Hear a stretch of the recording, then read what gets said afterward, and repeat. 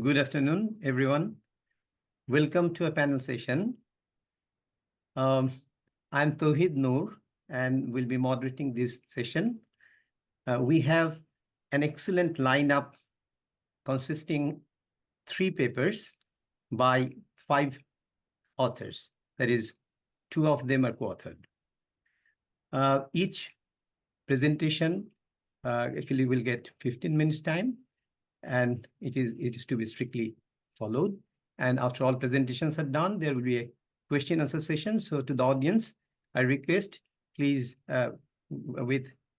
please drop your questions, whatever you have in mind, to the question answer box. Thank you. So without further ado, let's begin with our first presenter, Dr. Alma Žero. Thank you. Thank you very much, and thank you all for joining us. Just to repeat once again, my name is Alma Žero. I'm Education Coordinator with the Educators Institute for Human Rights, and I also work at the University of Sarajevo in Bosnia and Herzegovina, my home country and hometown. Now, today I will be talking to you about Imagine. Imagine is a multimodal, interdisciplinary educational framework on conflict and peace. It's quite a long title, but bear with me. Okay. So let's start with just a brief introduction how we came to design this educational framework. So one of the key goals of the Educators Institute for Human Rights is to create opportunities for educators around the world to develop training and materials that are customized to local contexts. Now, I became involved with EIHR approximately 10 years ago as a K-10 English language teacher.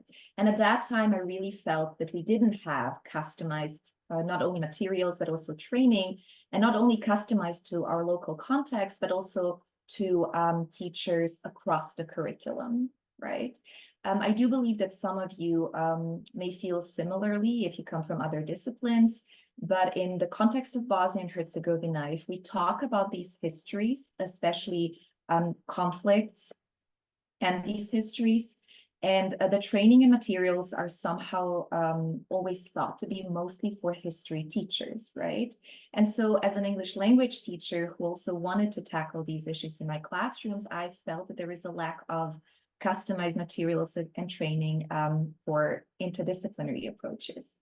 And so this is something that's very important to EIHR because we do work across contexts that are recovering from conflict. And here you can see where we have current projects. However, once again, it was very important for us to also have this interdisciplinary approach so that teachers from across the curriculum feel invited to actually work on these topics, as we do feel that it's the responsibility of every teacher to support sustainable peace and mass atrocities prevention and conflict resolution.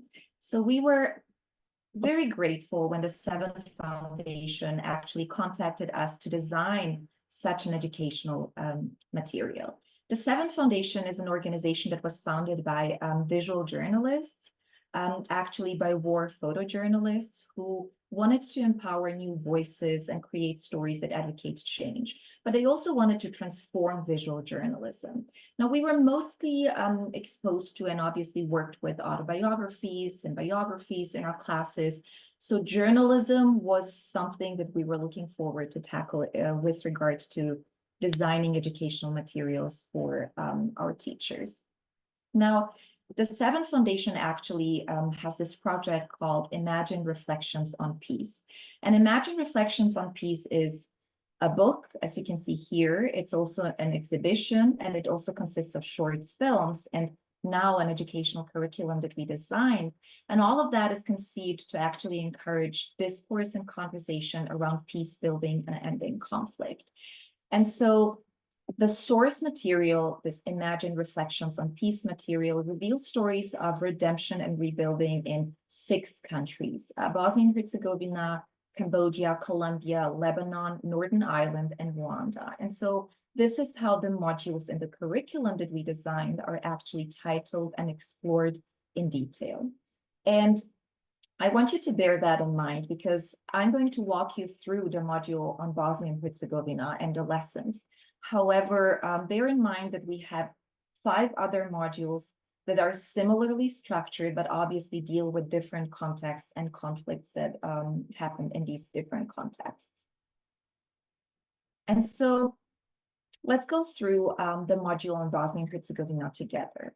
Now, each module, including this one on Bosnia and Herzegovina, consists of several elements. The first one being an overview, right? So we provide the rationale, the context, especially as we've said for teachers who are not specifically history teachers and need the topic, key questions, educational outcomes, particularly for those of us who have to adapt these lessons into our already prescribed curriculum, teacher preparation, and also a short methodology overview. So everything that you basically need for lesson planning and workshop design.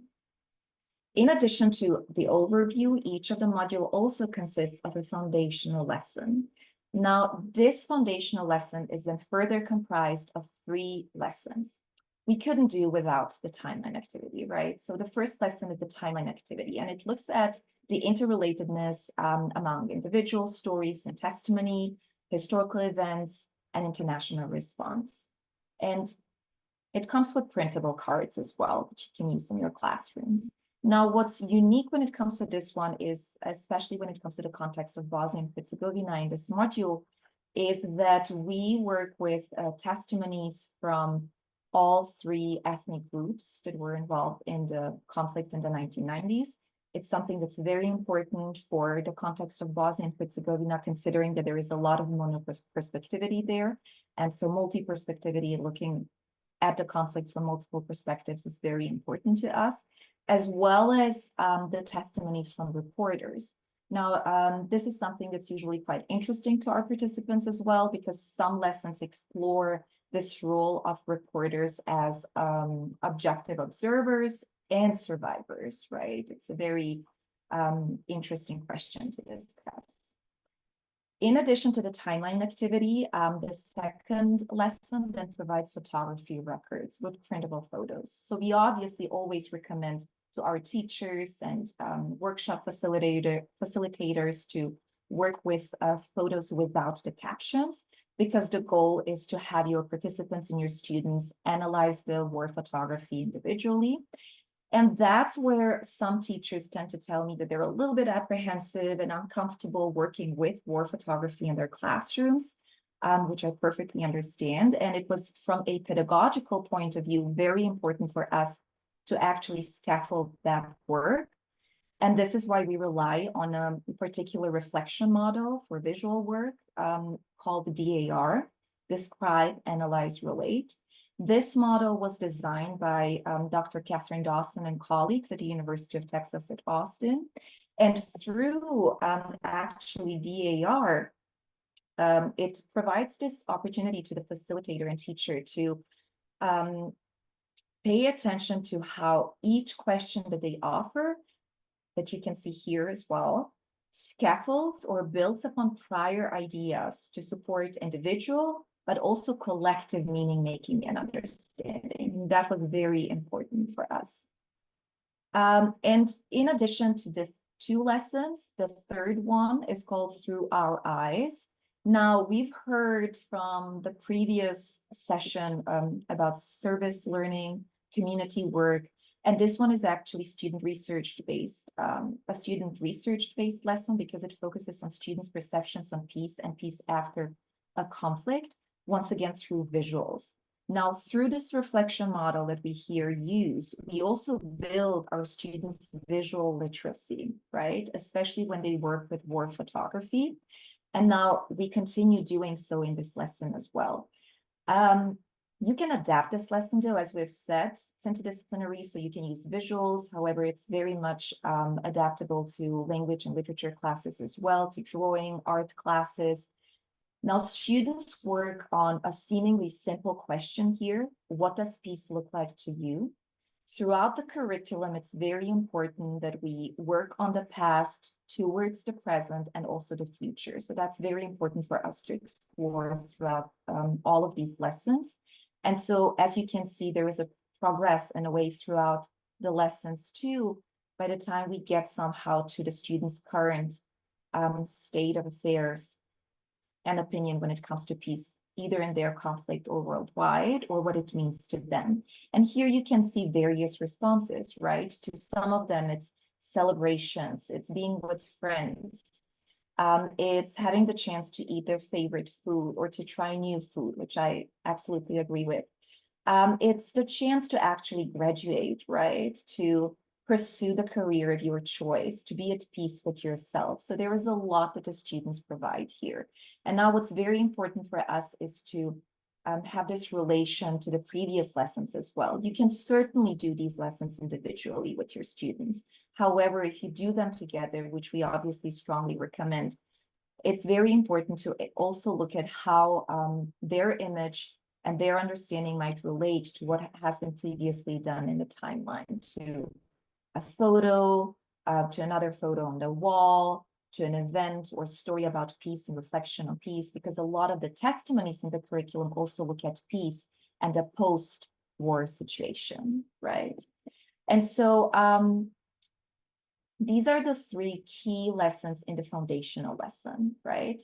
The timeline activity, the photography records, and through our eyes.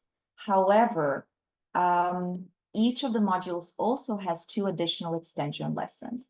The first extension lesson in the module on Bosnia and Herzegovina is called Choices, and it deals, to go along with this interdisciplinary approach that we have, it deals with photojournalist choices and considerations in times of conflict and peace, but it also deals with everyday choices and considerations and sharing our personal photography. It makes that connection. So we once again work on that visual literacy, but now also media literacy and social media literacy, which is very important in today's world. And the second extension lesson is called Poetry. And this one, very recommended for obviously literature, language classes, the value of cultural objects in memory, cultural memory in war and in peace. But we also here work on the role of poetry written in and about conflict. And with this specific lesson, it tackles the poem Lament for Vijećnica by Goran Simić. So we certainly always recommend not only our literature and language teachers, but also our teachers of other subjects, of other disciplines, to use lessons that come from other disciplines, right? So to have this interdisciplinary approach and really provide another understanding to the students or workshop participants. And so these are the lessons that come with the module on Bosnia and Herzegovina. Bear in mind that there are 5 other contexts as well when it comes to this curriculum. Now, the framework that we have designed also looks at the commonalities across these different events. So there are lessons that really bridge the histories and explore them critically in relation to universal values, which is very important to us as well, not only looking at case by case, but also looking at how we can bridge these and look at them critically, obviously. Now, with the University of the Arts in London, we are also now exploring the layer of sound, right? So it's multimodal, it has these different modes of communicating and negotiating, understanding, but it currently lacks the aspect of sound. And this is something that we are currently exploring with staff and students at the University of the Arts in London. And so I want you just to once again, remember that this is a piloting stage when it comes to our imagined curriculum. We are looking forward to revising it and adapting it, but feel free to visit the current lessons on IAGR's website. We do hope it will be useful to you. Thank you.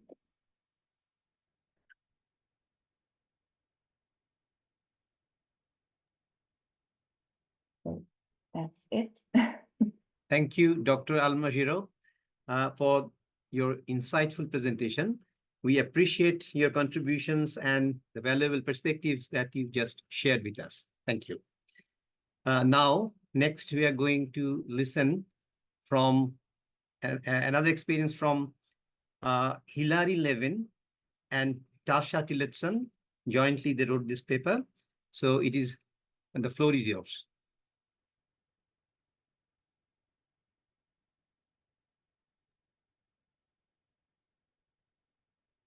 Great, thank you so much. My name is Tosha Tillotson, and my partner is going to unmute herself and she's going to introduce herself. Hi, I'm Hilary Levine, and we are co-founders of Avenues for Change, Holocaust and Genocide Education. And I'm in a loud place right now, so I'm going to mute and let Tosha take over, but I'm happy to answer questions. Or sorry, mute, not unmute. Great. Well, thank you for having us, and we're very excited to present with this incredible panel. As Hilary mentioned, we organized and founded Avenues for Change, Holocaust and Genocide Education in California in 2021. Our mission and focus and goal is to equip all California teachers with the resources and training that they need to effectively teach about the Holocaust and other genocides and human rights issues in their classrooms. We prioritize sound pedagogical methods that promote empathy and critical thinking. And Avenues for Change as an organization focuses on developing and delivering professional development programs specifically for educators in rural and remote areas of California. So Hilary is located in Fresno, kind of the central part of our state, and I'm located just east of Redding in a small town that has less than 900 people. So some of the essential elements in our design process when we approach professional development includes the opportunity to collaborate with the various school districts, principals, teachers, and county offices of education to identify specific needs that they have related to the Holocaust and contemporary genocide. We focus on being research-based. Based on their individual needs assessment, we design curriculum backed by research and a variety of resources. We offer training programs virtually or in person, with options ranging from webinars to multi-day workshops, depending on the specific need of the group that we're working with. In addition, we support teachers after our workshops by following up with any additional resources and information that they may need to be effective in their classroom. In 2021, Avenues for Change was invited to join the California Teachers Collaborative for Holocaust and Genocide Education. This statewide initiative, spearheaded by Jewish Family and Children's Services, aims to unite resources and organizations across California. The collaborative works to develop curriculum, training programs, and a summer summit for teachers throughout the state. Just this summer, we had close to 200 teachers attend the summit. The California Teachers Collaborative is the first of its kind in the nation. Our network of organization brings together 14 California institutions dedicated to Holocaust and genocide education, along with a variety of diverse community leaders. The California Teachers Collaborative develops standard-aligned lessons. We offer expert-led training, and we provide a wealth of educational resources. The goal is to empower educators to combat hate and to teach the lessons of history, emphasizing the dangers of unchecked prejudice. By 2027, the California Teachers Collaborative aims to train 8,500 teachers through a variety of professional development programs. These programs will serve all California schools and with students in grades 6 through 10. And the goal is to educate over 1 million California students about the Holocaust, genocide, and human rights by 2027. Here's a list of the members of the collaborative. And we're very fortunate to be able to work collaboratively as a group, but also partner with 1 or 2 groups for workshops and special events. Because of our geographic locations, we've had a lot of workshops and partnerships with people throughout the state. So in July of 2021, the California legislator and governor established a grant for Holocaust and genocide education. This grant supported the development of curriculum resources, professional development programs, and educator training. Avenues for Change successfully secured funding through this grant to create lessons and resources specifically related to the Bosnian Genocide. To gain a deeper understanding of the Bosnian culture and history, Hilary and I traveled to Bosnia in September of 2023. During our trip, we met with various individuals. We toured museums and visited sites related to the Bosnian Genocide and War.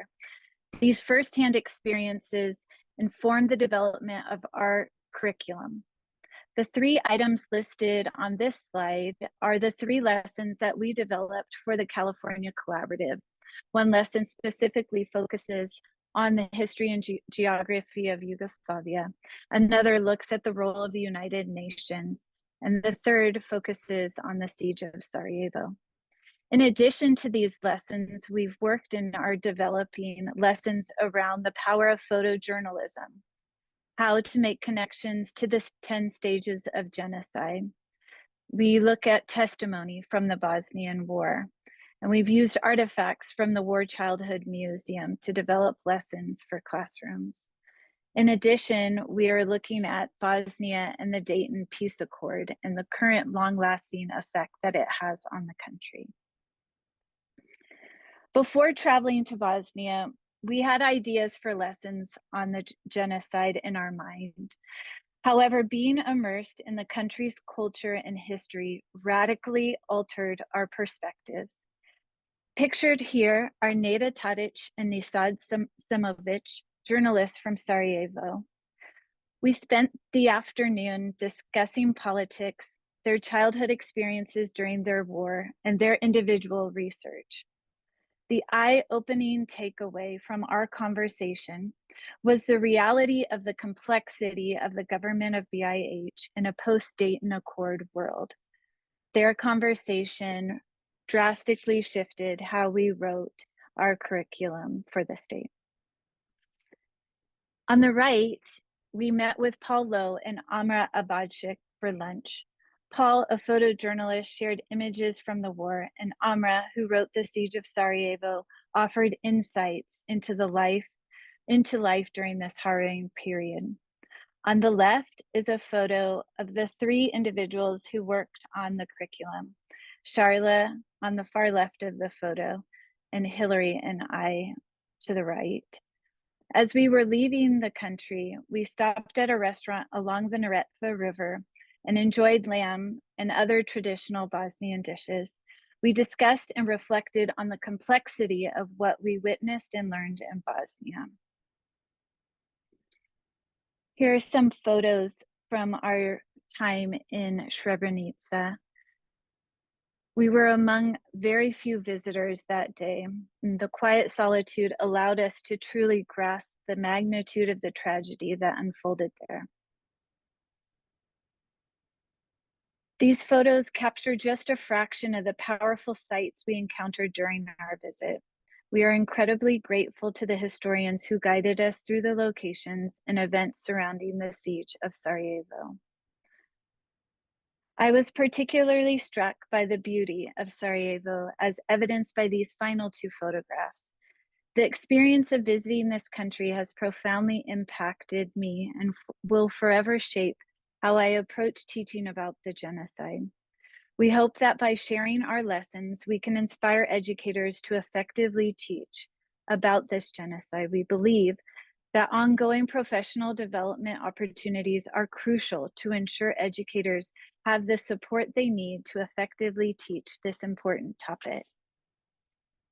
And as a close, I'd like to share with you one of the poems that I read on my flight home that really spoke to me and truly shaped the final product of what we produced. It's titled Rain in My City, and it's written by Senka Maric. The facades are cracking, flaking like slough skin stained with mold, embraced by the boughs of the tree of heaven that plant its solace. A sure sign the world is stronger than us. It's the mouth of nature, swallows us together with our houses when we shut our eyes. We never sleep not at all. We fear being eaten, lost in that green sea, where you cannot make out the roads, the road signs, the signage by which to recognize our home, and know that we should enter. Turn on the light, the stove, the telly, the fridge, all the things that buzz when lit, and know that we are alive. We gods of small things, ontologically perfect rulers of electrics, we stab the night through our window panes, let it bleed in the streets until morning.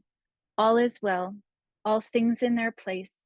We comfort ourselves until the rain starts and the tree of heaven crawls through the cracks, rutting the asphalt, gnawing at the walls, undercutting the houses, whilst we fallen gods, unaware of the love afforded to us, yearn for a world tender enough to embrace us. Thank you. Great. Thank you, Hilary and Tosha, for your excellent presentation.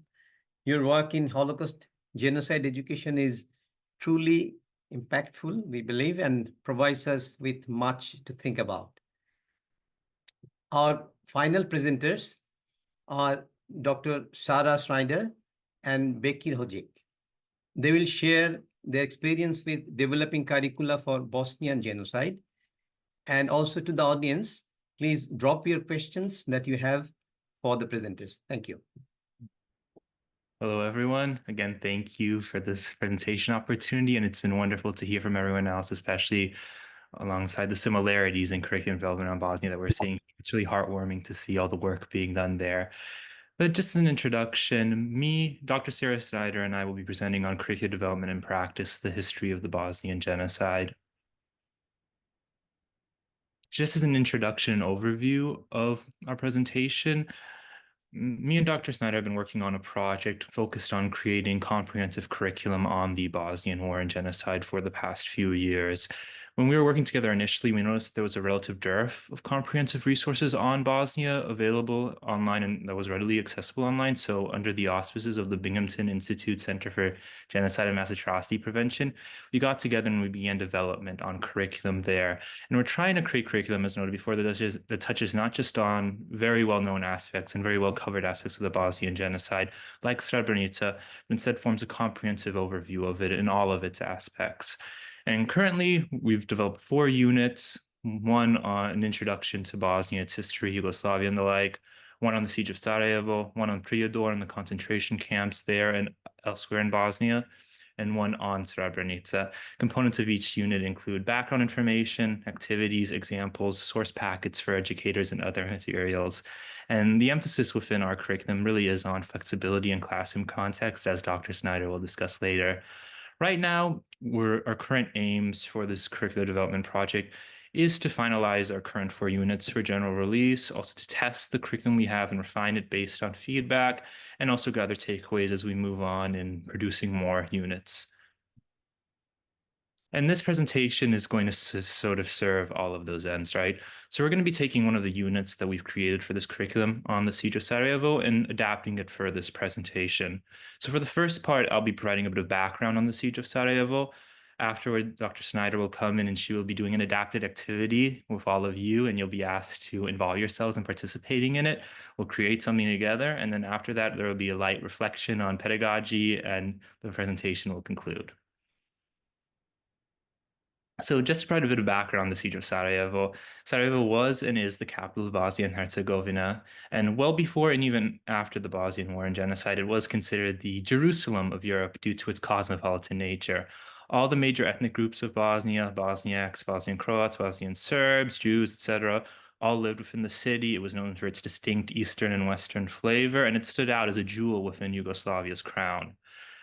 Due to that status and due to its capital nature, when the Bosnian War and Genocide began in 1992, Bosnian Serb forces quickly advanced on parts of Sarajevo, by April of that year.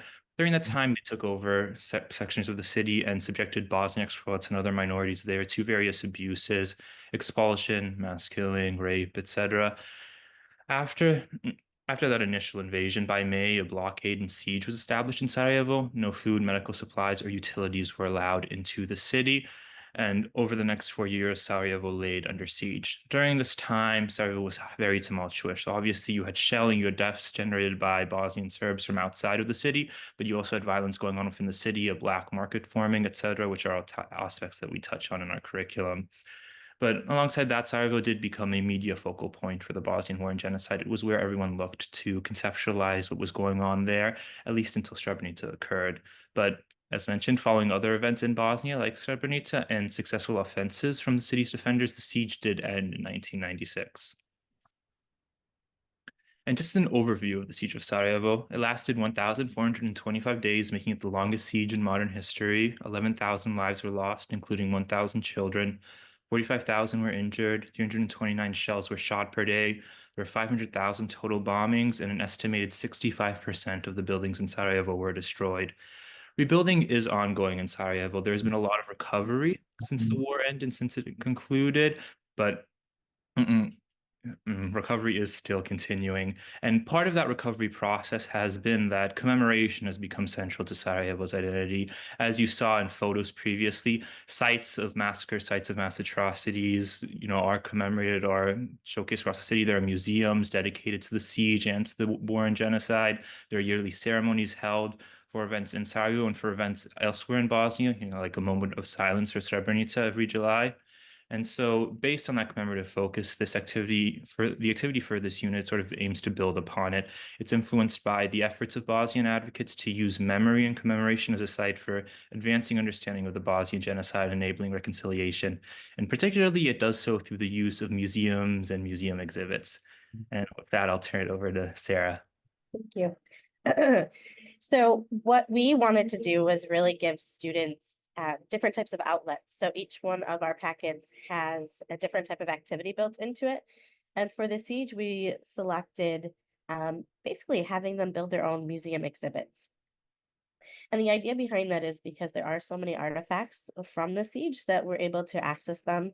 So regardless of where you are in the world, teachers can direct their students to where these artifacts can be found online.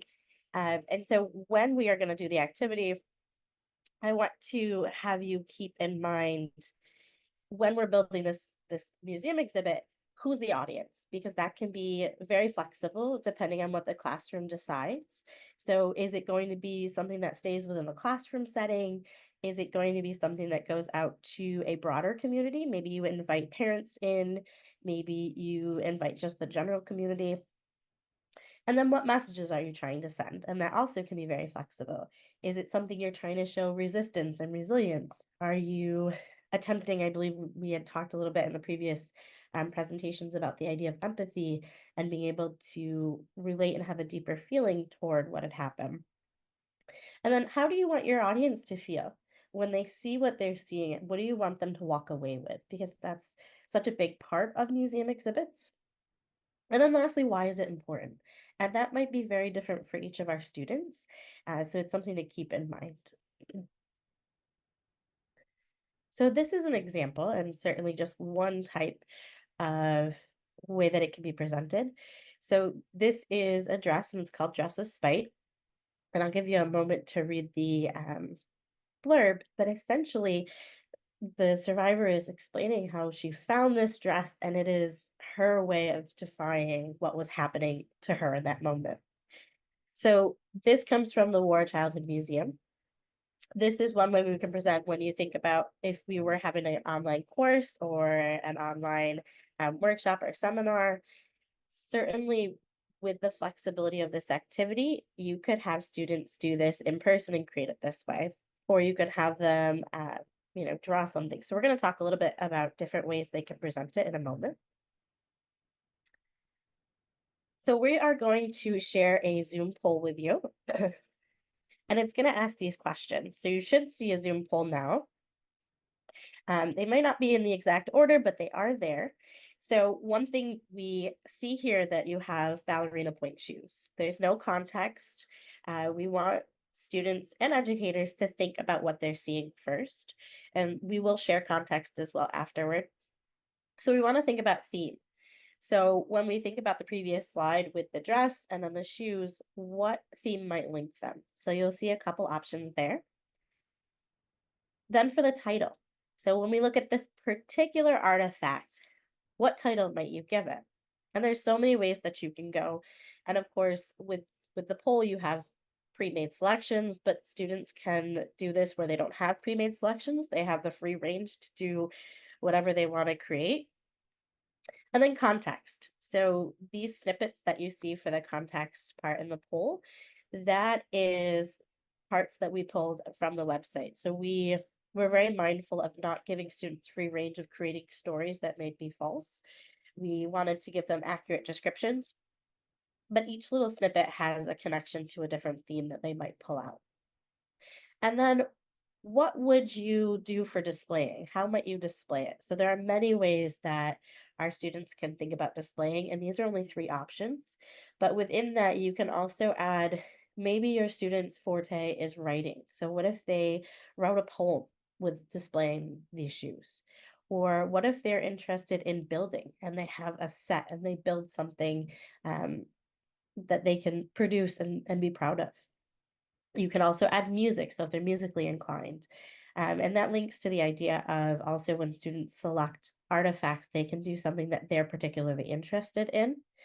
And so it gives the opportunity for students to really connect to what they're looking at. And lastly, and this is not in the poll itself, but the exhibit. What other items could you fit into your exhibit? And you want to really remember that theme that's been selected.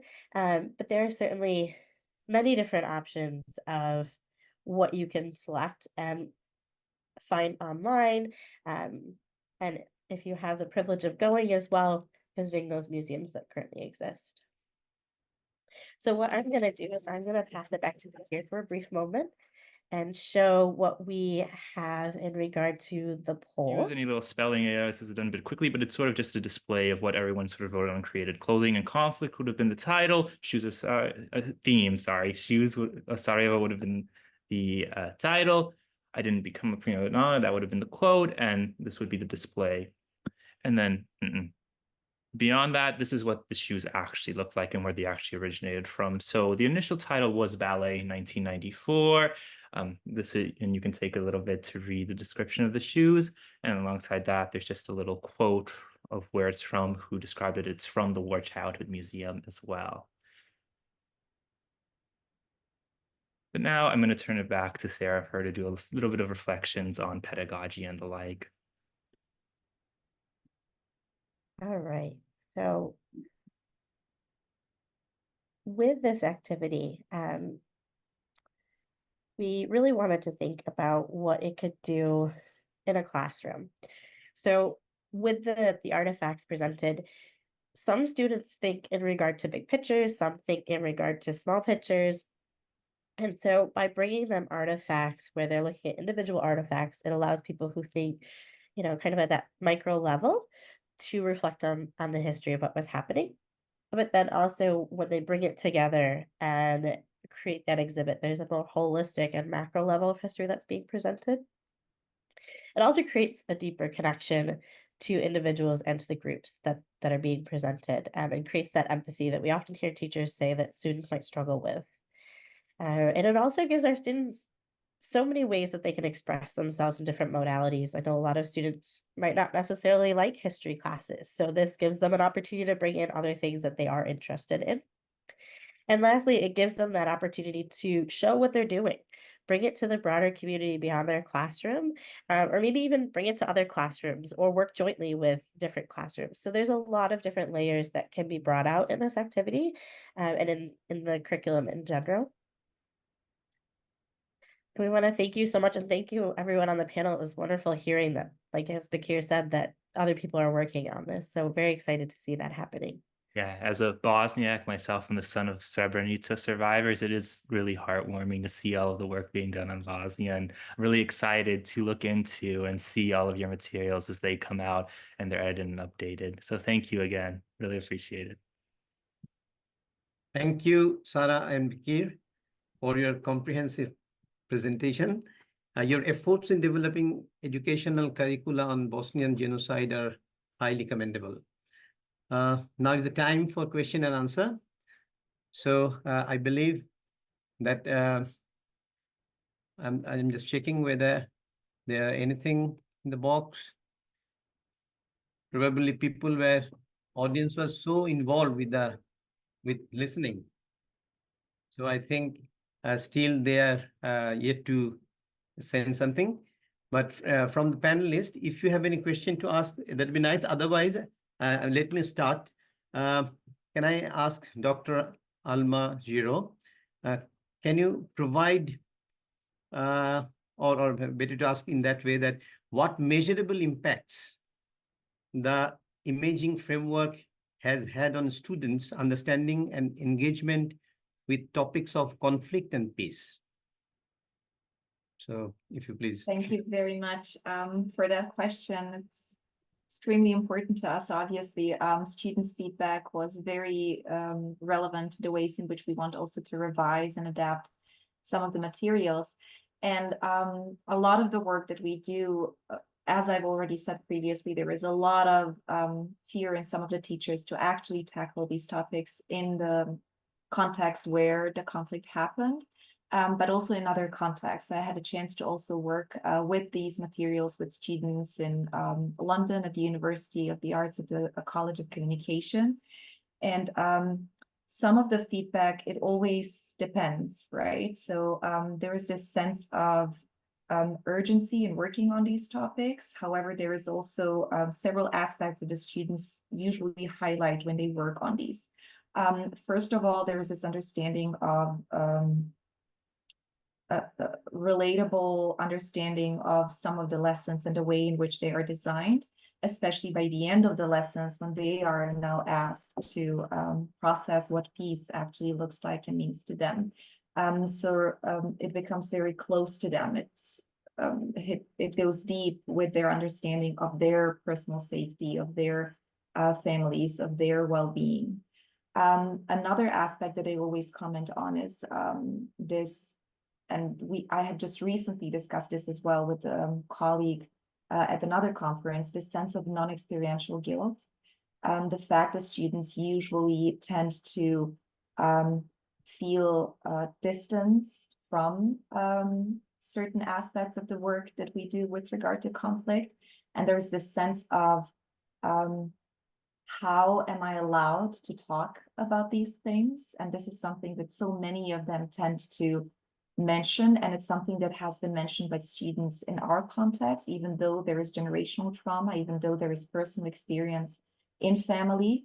A lot of students still say that there is a certain sense of distance to conflict because of the fact that they live in a very elusive peace. And on the other hand, it was also mentioned by students in this different context of the UK, of England, but both of these groups of students have mentioned the same thing. Another aspect that has been, so those two, and another aspect that has been mentioned as well is this understanding of individual and collective understanding of the topic at hand, not only the conflict, but as we've said, when it comes to the imagined curriculum, peace is a very important aspect of it, and this peace after a conflict. And so a lot of the students also give feedback and comment on this aspect of individual understanding, but also the collective meaning making. And so what we always say when it comes to these lessons is, how do we go from making sense to making meaning, right? So we make sense of these conflicts, but how do we go from there to making meaning what it means to us and to today's world? And that's something that the students comment on. So I would definitely highlight those three aspects. Thank you, Alma.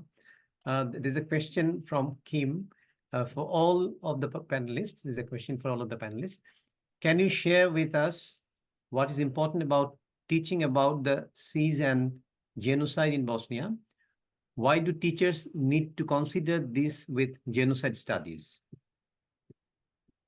So be precise so that each team can join.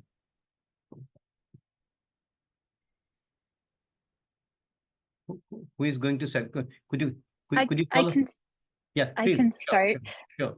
I'll answer the second part of that. And I think the importance of being precise is the complexity of the genocide and of the history of the area. So I think that's the most important part of being precise when teaching and preparing and creating lessons, is to be able to have, teachers have a short amount of time to teach content sometimes. And so it's really important that they strive for that precision of language and defining those terms, and really making sure that before they go into the content of the curriculum, that everybody in the room understands what the language means.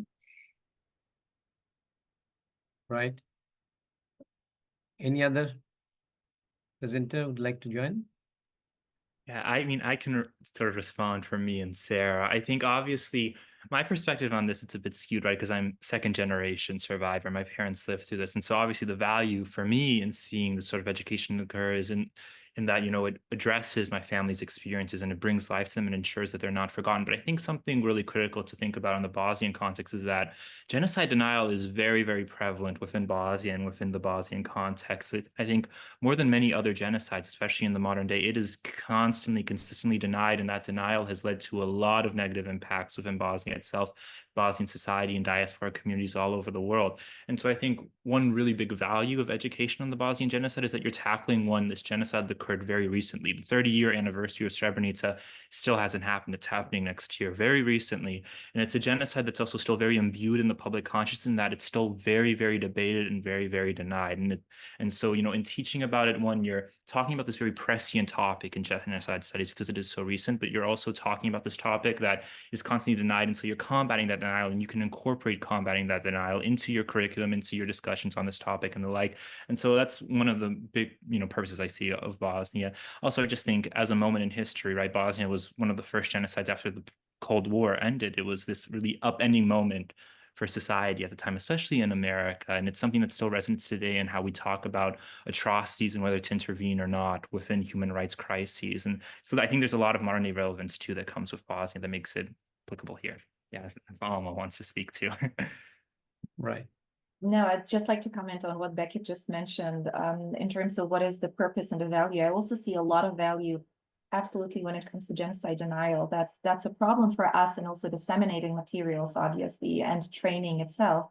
And we at IAGR have experienced a lot of difficulty when it comes to that, and we still struggle and obviously try to negotiate in the different regions of Bosnia and Herzegovina, especially if you are not allowed to use the term genocide, right, in certain regions as well. So it's a problem that we are constantly not even dealing with at this point, but anticipating, I would say, right? And that's something that goes along with the work and the preparation for the work. But I also have to say that a lot of that anticipation is supported by our educators network and the networks that we build. And I do have to commend the networks that we have built so far. And I'm so glad to see so much work. I really can't wait to also collaborate with some of you in the future, because this is what it's all about when it comes to at least working on genocide and mass atrocities, and just generally the war in Bosnia and Herzegovina. Is certainly that network that we're building. Is very important that we're open, that we're transparent with each other, that we're inviting and collaborating. And Tosha and Hilary mentioned Paul Lowe. Paul Lowe is somebody who, a wonderful partner of IAGR in Bosnia and Herzegovina, who has supported us in a lot of our work. And I have to say that one of the lessons, choices that I've mentioned actually explores Paul's photography in Bosnia and Herzegovina. It's all around his photography. And Paul is the one who has invited us to various conferences and introduced us to the Seven Foundation. So I believe that these networks and building these networks with other disciplines as well, with other organizations, with other teachers, it's something that supports us in anticipating and I guess trying to work along and around some of the difficulties that we are challenging, that are a challenge here in Bosnia and Herzegovina. So yes, yeah, that's it. Another question I have in hand to ask, how has the inclusion of the Bosnian genocide in educational curricula impacted students' understanding of contemporary issues related to ethnic conflict, and human rights. And what feedback have educators received from implementing this curricula, particularly for Sarah and Bekir, but anybody also would like to join? Should I repeat or it's okay? Do you want to answer that, Sarah, or? Sure. So for us personally, from our curriculum, we haven't dispersed it yet because we are finalizing it. But I can say from working at a Holocaust and Genocide Center previously, I would say the students that I engaged with frequently didn't have any real knowledge of the Bosnian genocide. And really, I mean, truly couldn't tell you where Bosnia was on a map, couldn't tell you when it happened. And so the curriculum that we had, which was very basic at the time, really made an impact on them starting to understand. But it wasn't anything in depth. It really was lacking a lot of what could potentially be made, which is why we started the project that we started. But I think it's great to see that this panel is doing this because there isn't a lot of accessible curriculum out there. And that was something we really tried to find, was something that was already pre-made that we could share with our teachers because they were really interested in sharing. Especially because a lot of the teachers we were working lived through that time period. So for them, it was something they also wanted to engage more and understand better. And unfortunately wasn't there. So I can't speak to specifically how our curriculum is going to impact. I hope it makes a very large impact. But certainly the work that we did do at the time really made a difference for them to start to understand. But hopefully there'll be a deeper understanding soon. Thank you very much. Actually, we have reached the end of our session. So I want to extend my heartfelt thanks to our presenters, Dr. Alma Žero, Hilary Levine, Tosha Tillotson, Dr. Sarah Snyder, and Bekir Hojic for their outstanding contributions, and to all of you for your engagement and thoughtful questions. Thank you once again for your participation.